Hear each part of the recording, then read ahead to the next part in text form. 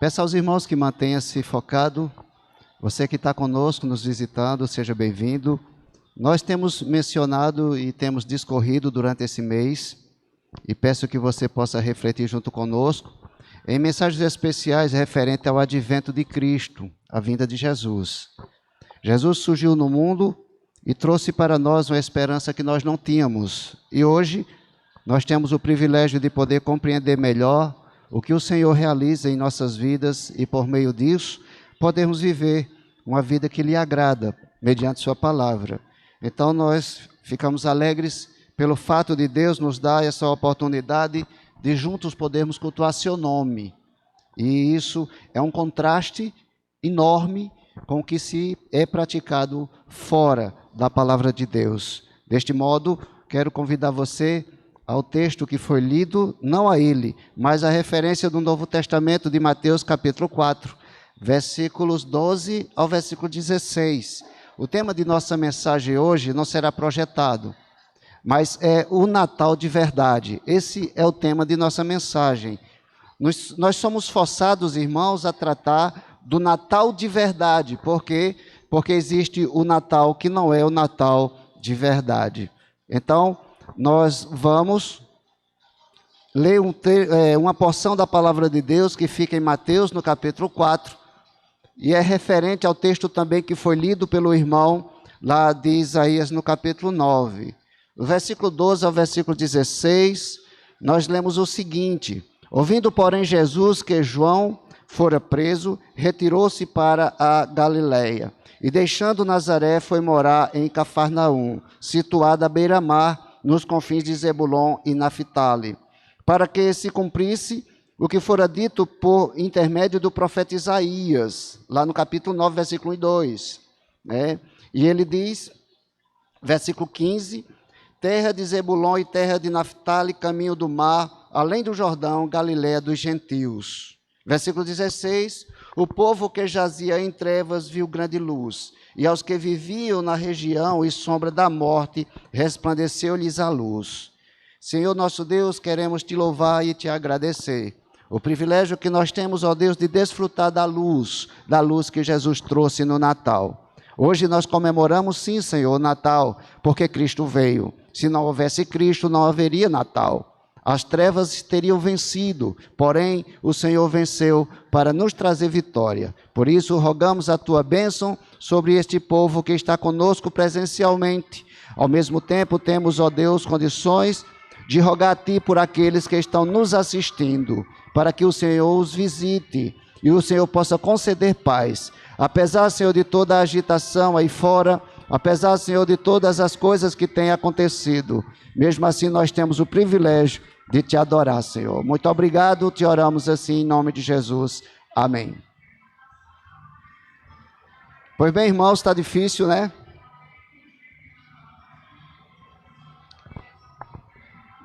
Porém, nós vamos dando continuidade enquanto Deus vai tendo misericórdia. Irmãos, é Natal.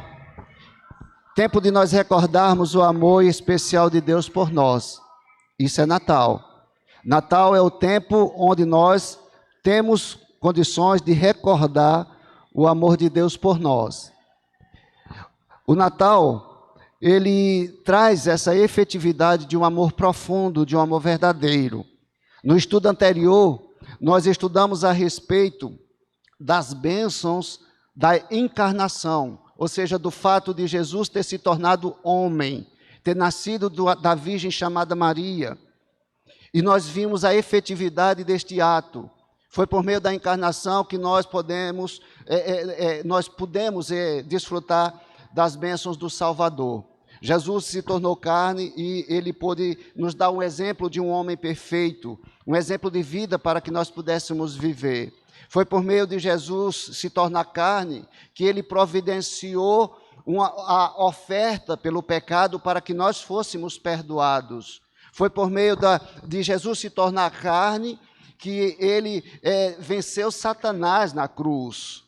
E isso nós estudamos, hoje está fazendo 15 dias, tá bom? Se nós formos sinceros e nós passarmos a observar, Nós podemos observar que há uma importância muito grande no evento chamado Natal e para todos. Para todos. O Natal verdadeiro traz consigo uma importância devido ao que envolve todo o evento, certo? Mudou todas as perspectivas humanas para melhor. E é por isso que o texto, eu gosto muito do versículo 16, que diz: o povo, que jazia em trevas viu grande luz, e aos que viviam a região e sombra da morte, resplandeceu-lhes a luz. Irmãos, as trevas não é boa. Tem pessoas que têm medo do escuro, não é verdade? Eu não sei se tem alguém aqui que tem medo de escuro, mas muita gente tem, porque as trevas não é bom. Então, o povo jazia nas trevas, mas a luz apareceu. E quando nós vemos esse texto de Mateus capítulo 4, versículo 15 e 16, é isso que o profeta Isaías, 740 anos aproximadamente, ele profetizou.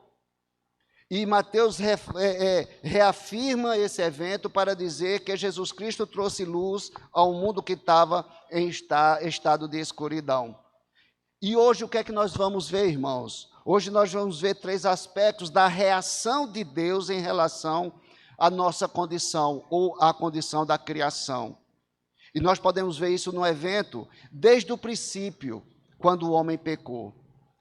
Por isso, é importante que você possa prestar bastante atenção em todos esses acontecimentos.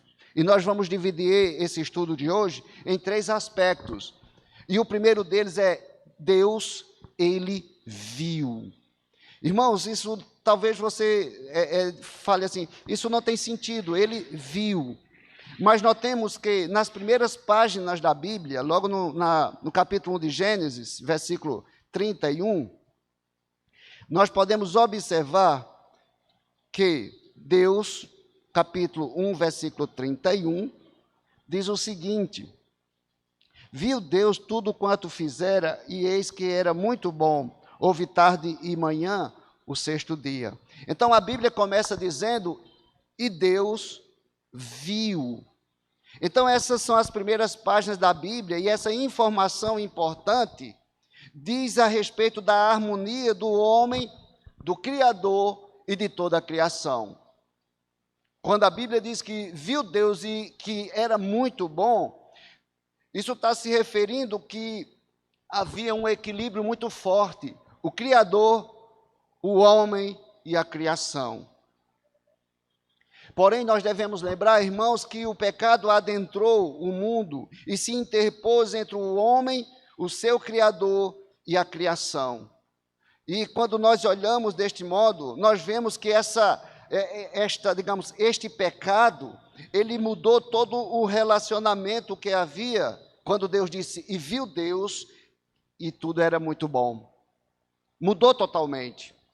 Notemos que com isso somos informados, mais uma vez, que Deus viu. Olha o capítulo 6, versículo 5, que diz o seguinte, versículo 5, viu o Senhor que a maldade do homem se havia multiplicado na terra, e que era continuamente mal todo o desígnio do seu coração. Mais uma vez somos informados que Deus viu.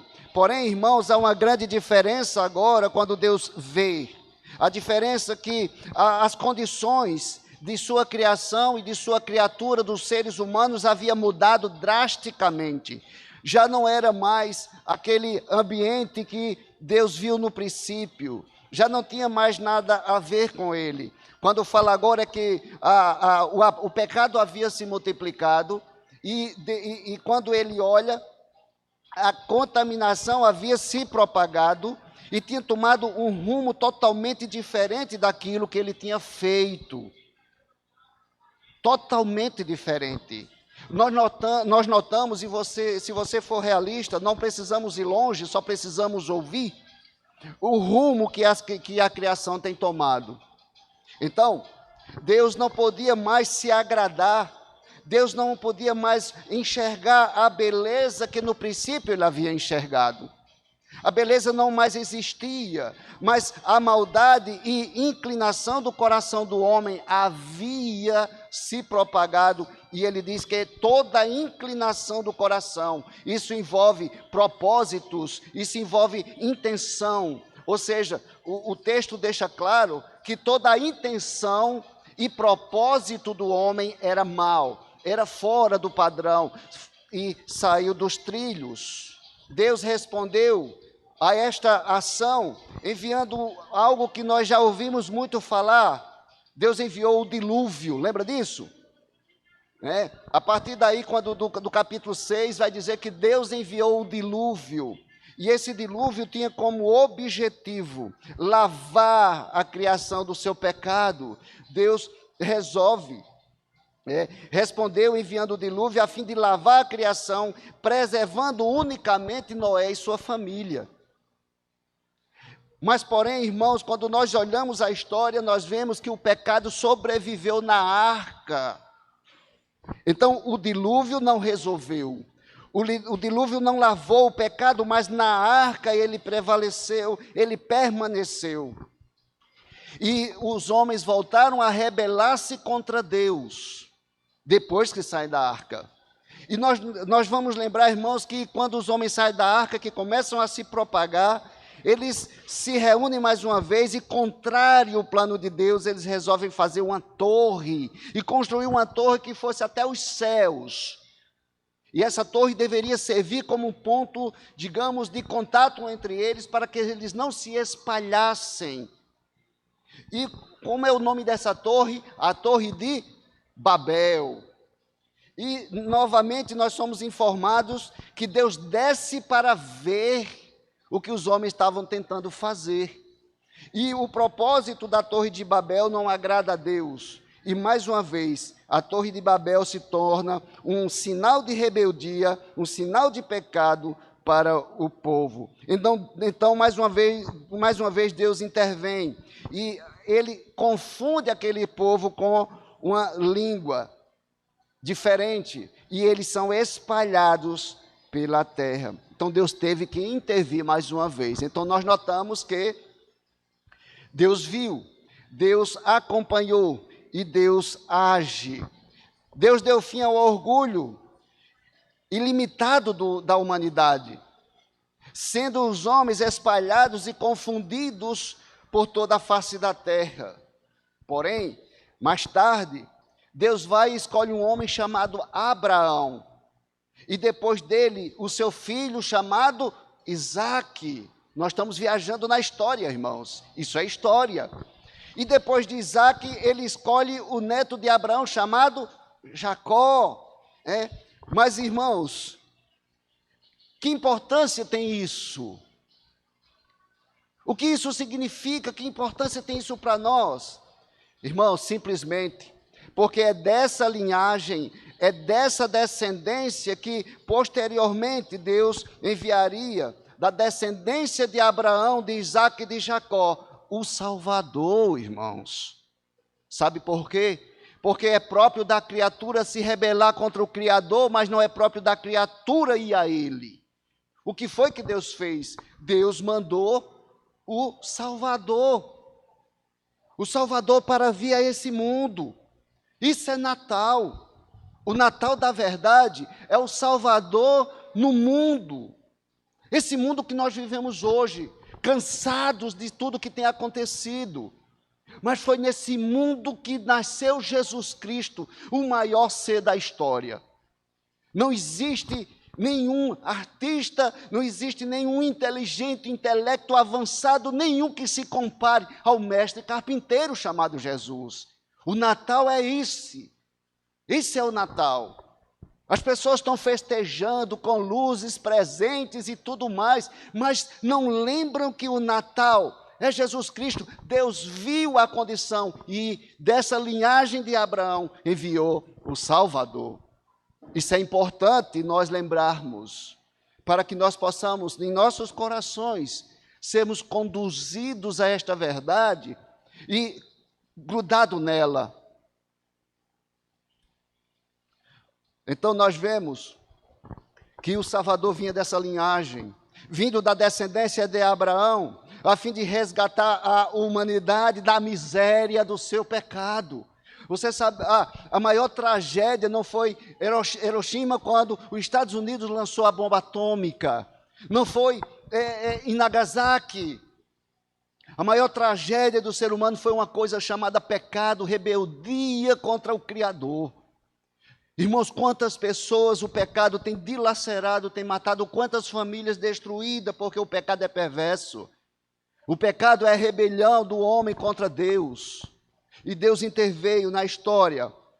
O Abraão, que Deus fez a promessa, lá no capítulo 12 de Gênesis, se você olhar no versículo 3, é só passar algumas páginas.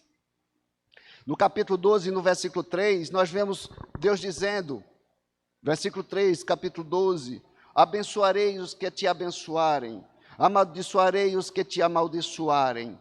Em ti serão benditas todas as famílias da terra. Então Deus diz o quê? Deus faz uma promessa a Abraão, que através dele e de sua descendência, toda a humanidade receberia bênçãos.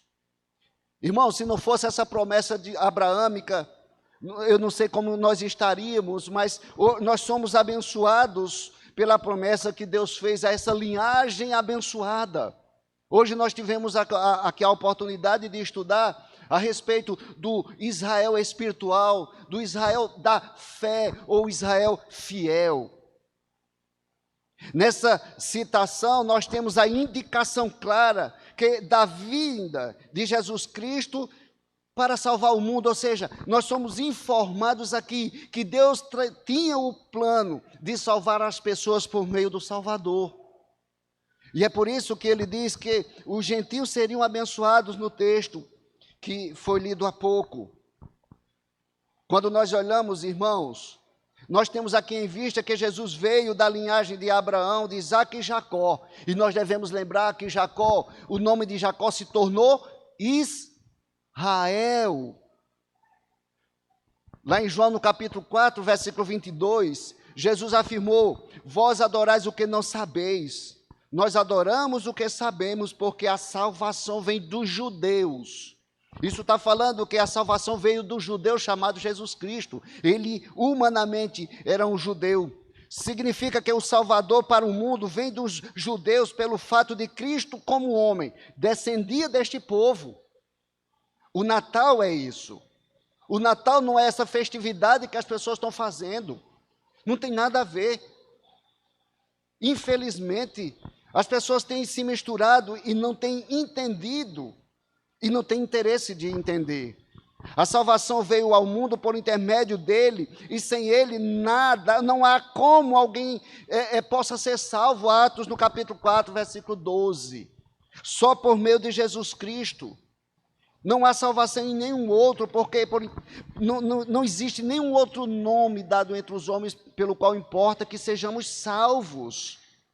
As pessoas se firmam numa igreja, se firmam numa religião, pega a placa da igreja e parece que gruda no peito, e crê numa pessoa, e segue uma ideia.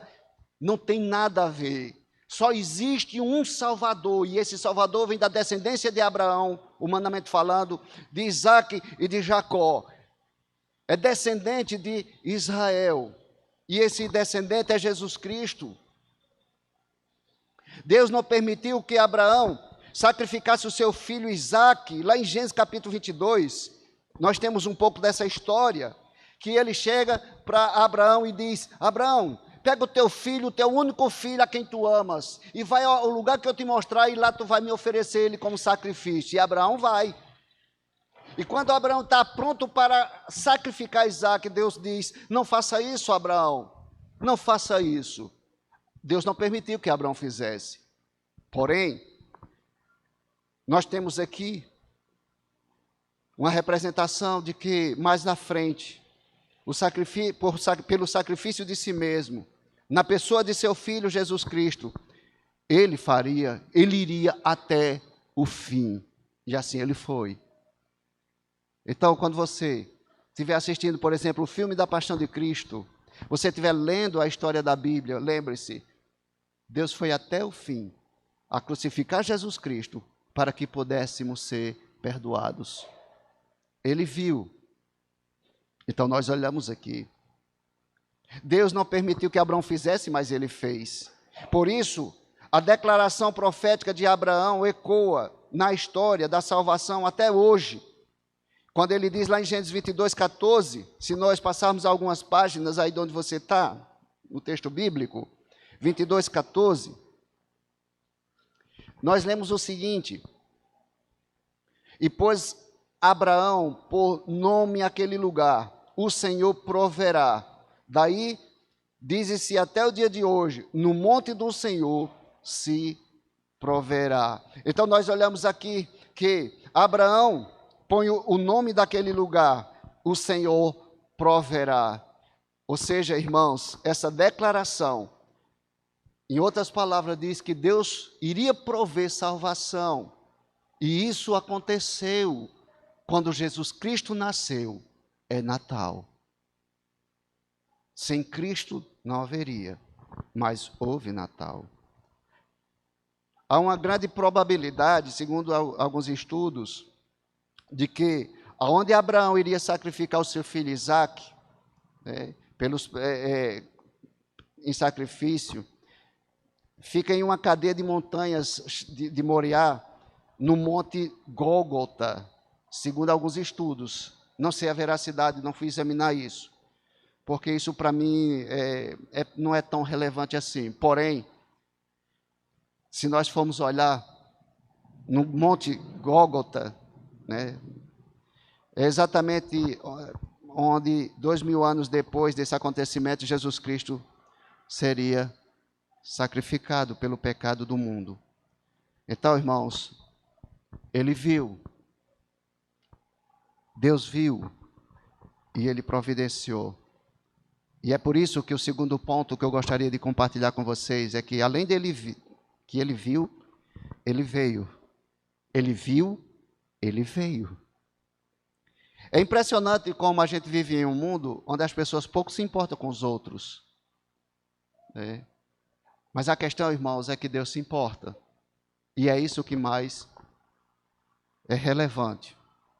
Deus viu a condição humana. E o que foi que ele fez? Ele veio. A cada dia nós observamos que o espírito natalino tem se perdido. As pessoas não se importam, as pessoas não ligam com Deus. Mas olha o que é que diz lá em João, Evangelho de João, no Novo Testamento, no capítulo 1, versículo 11 a 13. João, capítulo 1, versículos do 11 ao 13, que lemos o seguinte: veio para o que era seu, e os seus não o receberam. Mas a todos quantos receberam, deu-lhes o poder de serem feitos filhos de Deus, a saber, aos que creem no seu nome, os quais não nasceram do sangue, nem da vontade da carne, nem da vontade do homem, mas de Deus. E o Verbo se fez carne, versículo 14, e habitou entre nós, cheio de graça e de verdade, e vimos a sua glória, a glória como do unigênito do Pai. Então nós temos aqui, irmãos, Deus viu, Deus veio. E quando nós observamos, as pessoas não se importam muito com Deus. Mas o que é impressionante é que Deus se importa conosco. Você já parou para pensar que Deus se importa com você? E que Deus tem interesses com você? É por isso que você está aqui hoje. É por isso que você está nos assistindo, porque Deus se importa com você. É porque Deus tem interesse com você. Os costumes foram sendo abandonados quando nós notamos. Nós notamos, irmãos, que as pessoas não são mais como era. Quando eu era criança, a gente percebia, chegava a época de Natal, as pessoas tinham mais sensibilidade. As pessoas não compreendem mais as coisas, não têm mais interesse. As famílias estão sendo dissolvidas. Valores e relacionamentos fraternos, eles não são mais cultivados. O respeito, a decência, não fazem mais parte da prática das pessoas. Então, pensando assim, eu começo a imaginar como é que Deus tem olhado para a humanidade nessa época? Como é que Deus tem enxergado como as pessoas têm se comportado? A humanidade atualmente se tornou cada vez mais além, ou está muito mais longe daquilo que deveria ser. Pessoas que não sabem viver sem tirar proveito. Pessoas que se satisfazem em enganar, subtrair, mentir. Não há recato nem pudor. Talvez você esteja até pensando em seu coração, eu não sei, eu não tenho condições de saber do seu coração, mas você talvez esteja pensando no seu coração que isso é tolice, né? De um pastorzinho que sabe pouco, não sabe de nada. Ou talvez você esteja até pensando, isso é um tolo, ou até mesmo um babaca sem noção da realidade. Nós vemos as pessoas que estão sendo conduzidas pelo próprio coração perverso. Não descansam enquanto não tirar proveito de alguém. São como serpentes traiçoeiras e cruéis. Vivem à espreita da vida preciosa.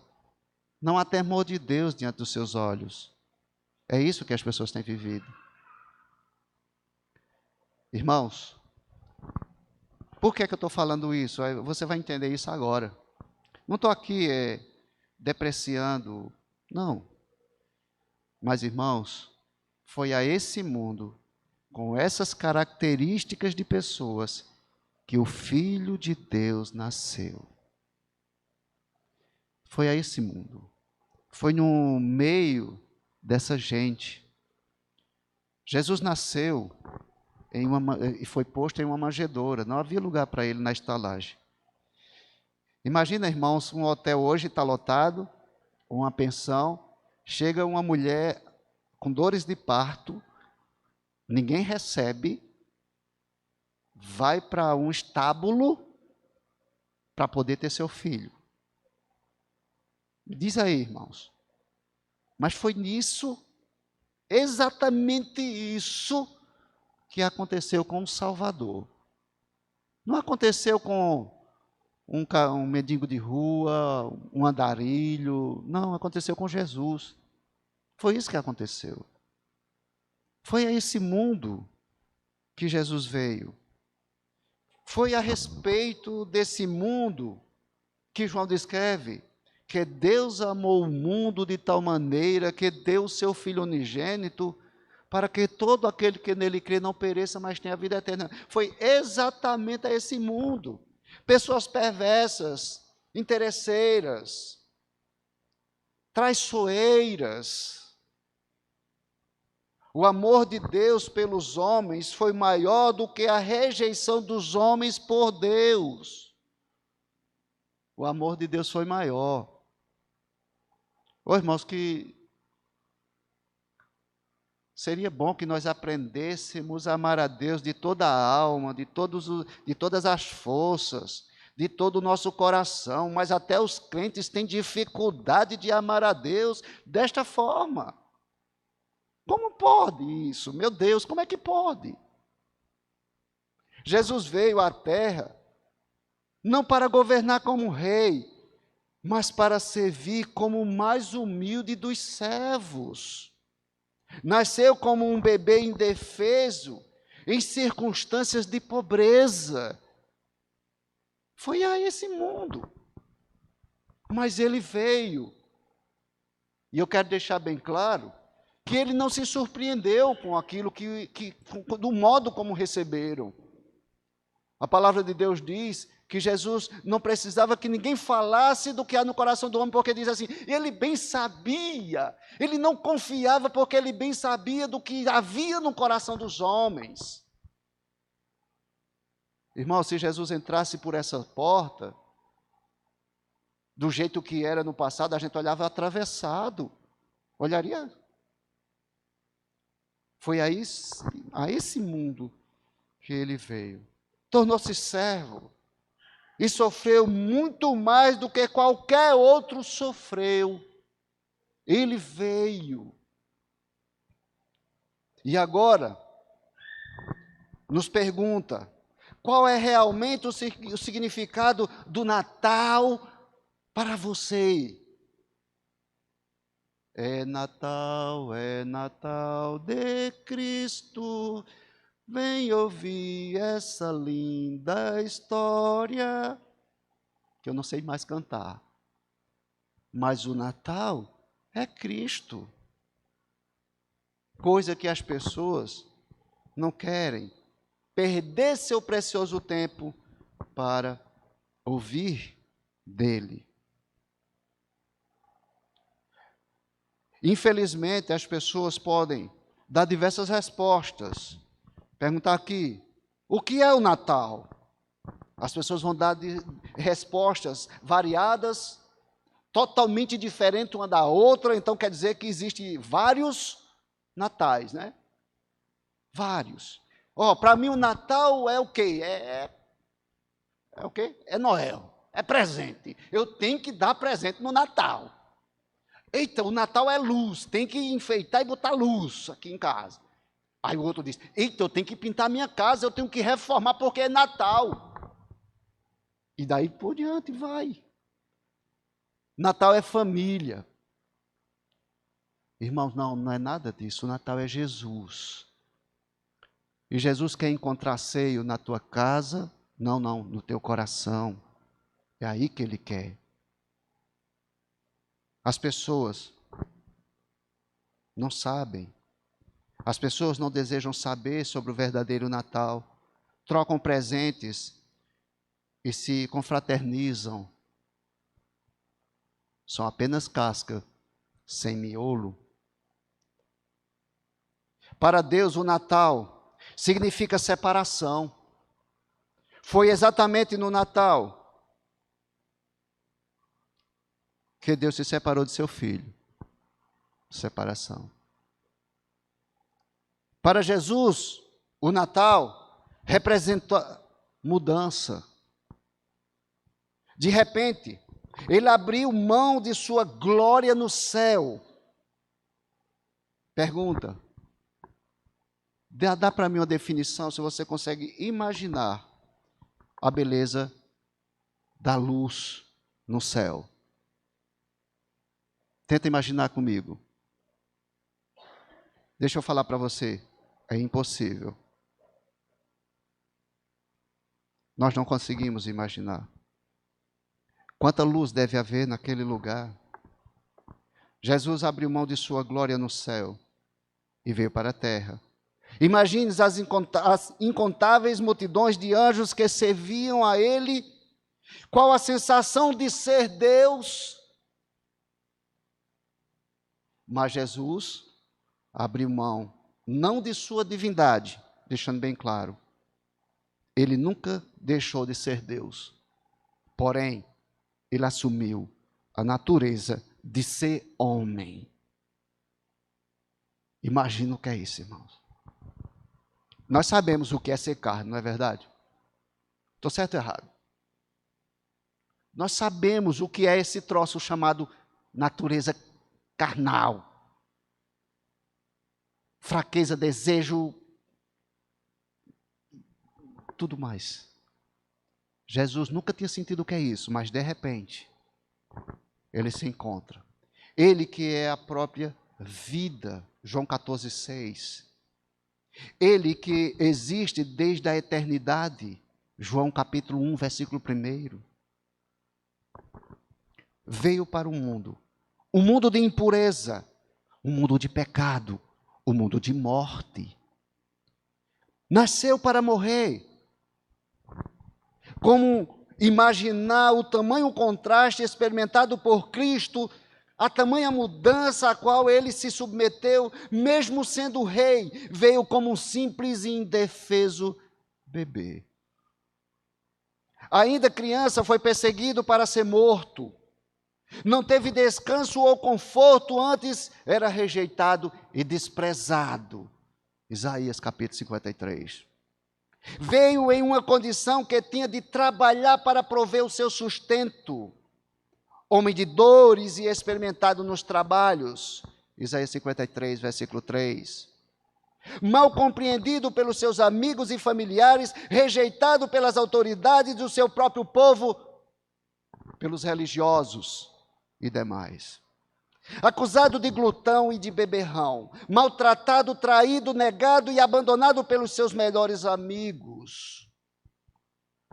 Mesmo tendo realizado o bem em tudo, ele não teve descanso, foi condenado como malfeitor. Foi a esse mundo que Jesus veio. Por fim, o que mais doeu não foi isso.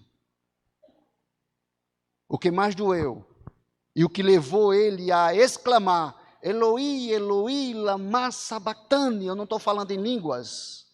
Estou repetindo o texto da Bíblia que diz: meu pai, por que me desamparaste? Ou seja, o que mais doeu em Jesus Cristo foi quando ele foi abandonado pelo Pai. Simplesmente por ter se feito pecado por nós. E ali foi morto na cruz no Calvário. É Natal, irmãos. É Natal. Cristo veio ao mundo para nos salvar. E foi isso que ele fez. Ele morreu por nós para nos salvar. Você sabe o que é isso, irmãos? Você que está assistindo de casa, você sabe o que é isso? Talvez você não esteja aqui na igreja porque você está se sentindo cansado. Cristo não cansou não, meu querido. Cristo foi até o fim por você. É Natal. Ele veio com o propósito de morrer para que nós pudéssemos viver. Foi isso que ele fez. Jesus desceu ao inferno por você, para não ter que subir ao céu sem você. 1 Timóteo 1,15. Esta é uma palavra fiel e digna de inteira aceitação, que Cristo Jesus veio ao mundo para salvar os pecadores, dos quais eu sou o principal. E eu não estou falando isso aqui porque eu me considero o maior pecador dos que estão aqui, não. É porque a frase tem que ser dita não por nós, mas por mim. Por cada pessoa, entender que diante de Deus você é o pior dos pecadores, você não é melhor do que ninguém, eu não sou melhor do que ninguém, mas foi por este que Jesus morreu na cruz, e você agora tem essa responsabilidade de se humilhar e se dobrar. Ele viu, ele veio, e por fim, para nós encerrarmos, ele venceu. É Natal, irmãos. Porém, irmãos, pela graça de Deus e para o nosso bem, Jesus não permaneceu na morte. Jesus não permaneceu no túmulo. Ele veio para vencer. Jesus venceu todos os inimigos que nós jamais poderíamos. Jamais nós poderíamos vencer. Na sua morte e ressurreição, Jesus derrotou o pecado, a morte e o diabo. Todos os inimigos foram superados por Jesus Cristo. Toda a desesperança, todo o medo, toda a escuridão, toda a perdição, Jesus triunfou deles definitivamente na cruz. Glória a Deus por isso. Sabe por quê? Porque ele completou a obra que foi dada a fazer. E é por isso que em 1 Coríntios capítulo 15, versículos 55 a 57, o apóstolo Paulo, neste êxtase de vitória, Paulo vai dizer simplesmente, anota aí na sua Bíblia, se você quiser, para você ler, ou você chega até lá o texto, eu não tenho pressa, não tenho. Capítulo 15, versículos 55 a 57, olha o que é que Paulo exclama. Onde está, ó morte, a tua vitória? Onde está, ó morte, o teu aguilhão? O aguilhão da morte é o pecado, e a força do pecado é a lei. Mas o 57, olha o que é que ele diz: graças a Deus que nos dá a vitória por intermédio de nosso Senhor Jesus Cristo. Você já entregou sua vida a Jesus? Nós só temos vitória nele. Tem que ser nele, não tem como ser em outro. Porque ninguém consegue vencer a morte. Jesus venceu, ninguém mais. Nós temos aqui o verdadeiro sentido do Natal. O Natal de Jesus Cristo, a festa que nós comemoramos e nos alegramos. Talvez você esteja pensando que alegria tem uma palavra tão dura quanto essa. Sabe de uma coisa, você não precisa de palavras agradáveis, você precisa de verdades. Você precisa entender as verdades, porque as verdades é que salvam. É só a verdade que liberta. Mentira só traz ilusão. Quem é que vive de ilusão, irmãos? Me diga aí, qual foi a pessoa que foi salva porque teve uma ilusão? Quem foi que foi salvo por ilusão? Quem? Nós precisamos da verdade. A verdade é uma pessoa, não é um gesto. Jesus disse: eu sou o caminho, a verdade. Jesus disse: a palavra de Deus é a verdade. Temos aqui o verdadeiro sentido do Natal. Pois na cidade de Davi vos nasceu hoje o Salvador, que é Cristo, o Senhor. Foi isso que Lucas disse lá no capítulo 2. Porque nasceu na cidade de Davi o Salvador, irmãos. O Salvador nasceu, mas note uma coisa: o Salvador não continua sendo aquele bebê, não, minha gente. Todas as vezes que nós anunciamos a Jesus Cristo, pode ser o Natal daquela pessoa compreendendo que o Salvador é Jesus. E é impressionante que Lucas continua descrevendo.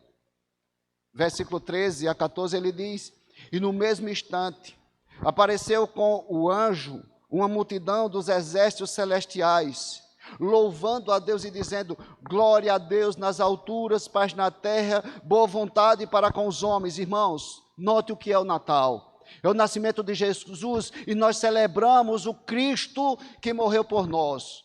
Porque é por isso que nós somos salvos, é por Ele que nós somos libertos da prisão do pecado, da justiça e do juízo. Nós não podemos ficar presos àquilo que não é a verdade. Não podemos. Não quero isso para você. Sabe por quê? Porque se fosse para mim, me faria grande mal. E eu não quero o mal para você. Se apega a Jesus Cristo enquanto você pode. O Natal é tempo de regozijo. Sim. O Natal é tempo de alegria. Claro que é. Sabe por quê? Porque é através do Natal que a obra redentora de Jesus Cristo muda nossas vidas. Devemos recordar que mediante a vitória de Jesus, nós também somos vencedores. Sem a morte e ressurreição de Cristo, não haveria festividade de Natal algum. Não haveria. Deus o Pai ressuscitou a Jesus Cristo, que subiu e está à destra de Deus, porém, em breve voltará como soberano sobre o mundo. Então, irmãos, encerrando aqui, o Natal é para você apenas uma festa cerimonial, com velinhas, com músicas, pisca-pisca na varanda, com troca de presentes, um belo jantar de Natal. É isso que é o Natal para você?